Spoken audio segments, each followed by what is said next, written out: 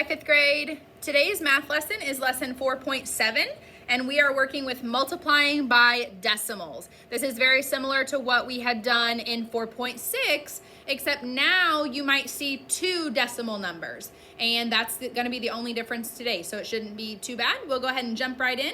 First, we're going to talk about using the zeros trick with decimals. So number one says 24 times 0.1.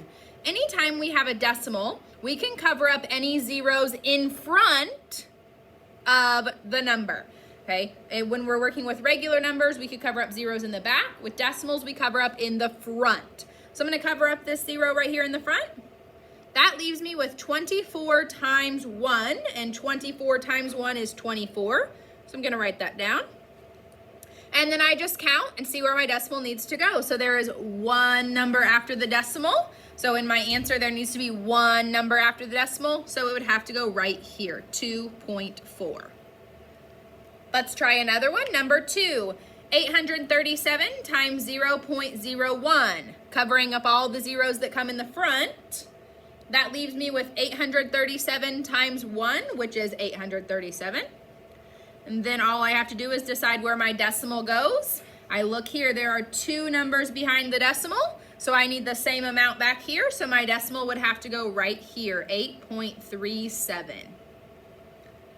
Number 3, 689 times 0.1. Cover up the zeros in front.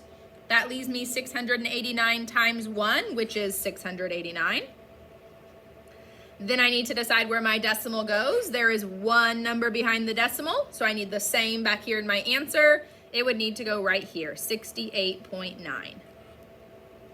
Number 4, 59 times 0.01. Cover up the zeros in front. 59 times 1 is 59. Count my numbers behind the decimal. I have two numbers behind the decimal. So I would need two numbers behind. Ooh, that means my decimal needs to go right here. And then I add a 0 up in front just so that it looks normal, 0.59. Alrighty, number 5, you're gonna notice both numbers are decimals. So cover up all the zeros in front. That leaves me with 2 times 4, which is 8. Now, I have to count up all the numbers behind the decimals. So I have 1 here and 2 here. So total, I have 3, which means I need 3 numbers back here. In order to do that, I need to add a couple zeros up here. Now, I have 3 numbers behind my decimal. Notice I added those zeros in front of the number, because if I added them behind, that would change this 8 to be an 800, and we don't want it to be 800, we want it to be 8. So I add however many zeros I need so that I have the right number behind my decimal. Let's try that again on number 6. Cover up the zeros in front. 2 times 4 is 8. Count where my decimal needs to go. I have 1 here and 1 here. So how many numbers do I need behind my decimal in my answer? 2 of them. I have 1, so I need to add 1 more 0 before I put my decimal point up there. 0.08. Remember, have to add those zeros in front of the number. Number 7, cover up those zeros in front. 3 times 4, which is 12. Count where my decimal needs to go. I have 2 here and 1 here, so I need 3. Add a 0 up there. There we go. That makes it 3. Remember, just add however many zeros you need so that it makes it what it needs to be. Cover up those zeros. 3 times 4 is 12. Count where my decimal needs to go. This time I only have one decimal number, so I only need one number behind it, so it would be 1.2. Alrighty, hopefully you're getting the hang of those. If you need to go back and rewatch or re-listen, go ahead and do that. I'm going to scooch my notebook on down, and we're going to practice multiplying some decimals just like we were on Thursday. They're stacked up. So remember, we're going to ignore the decimal point. We're going to multiply just like normal, and then we'll decide where our decimal needs to go. 3 times 2 is 6. 3 times 1 is 3. Let's figure out where our decimal needs to go. There is one number behind, so my decimal needs to go right here, 3.6. Trying another one over here on number 10. Remember, any zeros in front, I can cover up. So actually, I'm going to scribble them out. And that just leaves me with 3 times 7. That's easy, that's 21. And then I count my places. Now, hopefully you scribbled out very carefully so that you can still see where your decimals are at. So I have 1, 2, 3 numbers behind my decimals. So I would need to add a 0 here and then put my decimal point, 0.021. If it bothers you and when you scribble out those zeros it makes you confused, you can go ahead and work it right through with the zeros. That's what we did on last Thursday with our last lesson. You're just gonna have lots of zeros to add up in your answer, and that's perfectly fine. So if that's messing with you, go ahead and just work it out just like normal. But it saves us some time if we can scribble out those zeros.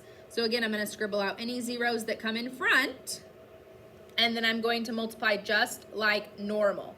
Now, this one's kind of weird because it has 1 number up here and 2 numbers down here. You can rewrite it and switch it. So I'm gonna rewrite it and switch it. I'm gonna put 0.26 times 0.2. Now the multiplication will be a lot easier for me. So 2 times 6 is 12. Put my 2, carry my 1. 2 times 2 is 4, plus 1 more is 5.